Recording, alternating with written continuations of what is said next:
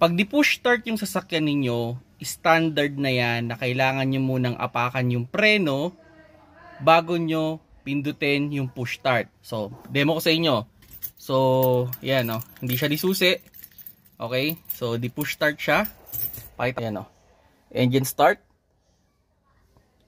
So, kung makikita ninyo, pag yan pinres ko na hindi ko aapakan yung preno, ito yung mangyayari. Ayan o, nag-warning. Press brake to start the engine. So, press natin yung brake. Okay? Press natin yung brake. Tsaka natin pindutin yung push start. O yun, nag-start siya, di ba? So, pwede natin tanggalin na yung paa natin sa preno. And okay na, nakastart na yung ating sasakyan. So, ganun mga paps. So, ganun yung mga di-push start. Kailangan nyo talagang i-press yung brake pedal bago nyo i-push start. Pakita ko sa inyo mga paps, yung mga disusi. So, dito naman ako sa kabila naming kotse.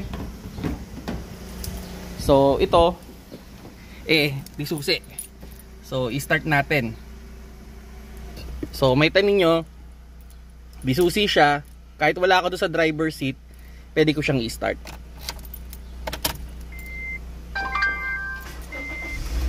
Ayun, nag-start.